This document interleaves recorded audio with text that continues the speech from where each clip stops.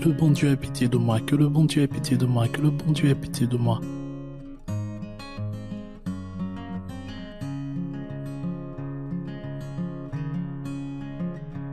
Après une étude sémantique du mot prier, on peut déceler plusieurs intentions différentes dans l'acte de prier.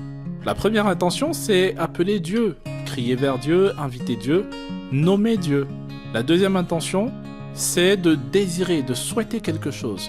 La troisième intention, c'est de faire part à Dieu d'un besoin, d'une indigence, d'une privation, d'une pénurie. C'est une supplication à Dieu pour un besoin personnel. La quatrième, c'est aller vers, rencontrer une personne, qui est Dieu là dans ce cas, dans le but de converser, dans le but de consulter ou de supplier. Et enfin, c'est intervenir, s'interposer, agir en médiateur, intercéder. Maintenant, comment faire une bonne prière à Dieu? J'ai relevé 10 points. Le premier point, c'est l'appeler par son nom. Si tu pries Dieu, il faut le connaître, connaître ses noms et l'invoquer en conséquence. Un extrait de la Bible nous dit « Du sein de la détresse, j'ai invoqué le Seigneur et il m'a répondu, et il m'a rendu la liberté. » Le deuxième point, créer l'intimité, se mettre à l'abri des regards des gens. Un extrait de la Bible nous dit aussi « Quand vous priez, ne soyez pas comme les hypocrites, ils aiment à prier debout dans les synagogues et au coin des rues pour que tout le monde les voie.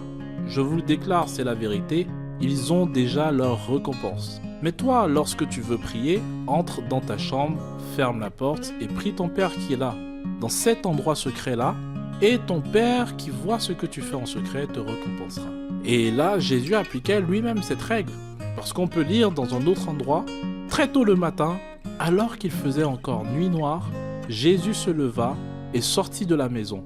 Il s'en alla hors de la ville, dans un endroit isolé. Là, il se mit à prier. Le troisième point, c'est prier sans cesse. Un extrait nous dit « Restez éveillés et priez pour ne pas tomber dans la tentation.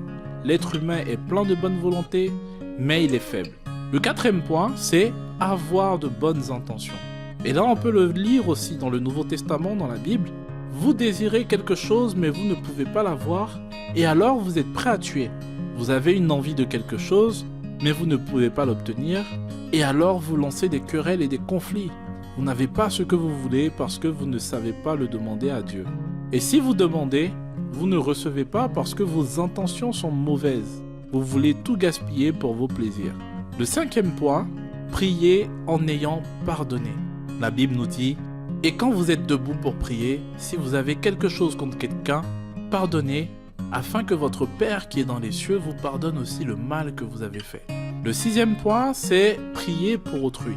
Là encore, on peut lire dans la Bible « Confessez donc vos péchés les uns aux autres et priez les uns pour les autres afin d'être guéris. » La prière fervente d'une personne juste a une grande efficacité.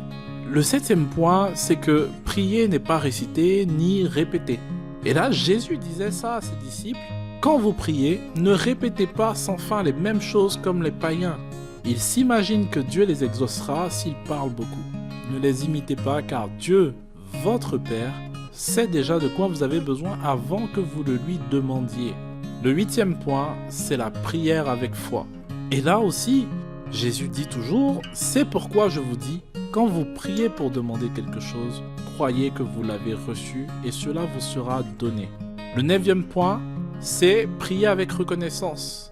Et là, on peut lire que l'apôtre Paul disait « Priez avec fidélité, demeurez vigilant par la prière adressée à Dieu avec reconnaissance. » Enfin, le dixième point, c'est de prier avec piété.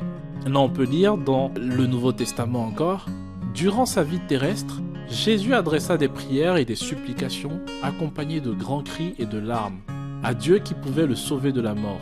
Et Dieu l'exauça à cause de sa piété. » Jésus lui-même a déclaré ceci lorsque les disciples lui ont demandé de leur enseigner comment prier. « Quand vous priez, dites « Père, que tous reconnaissent que tu es le Dieu saint, que ton règne vienne.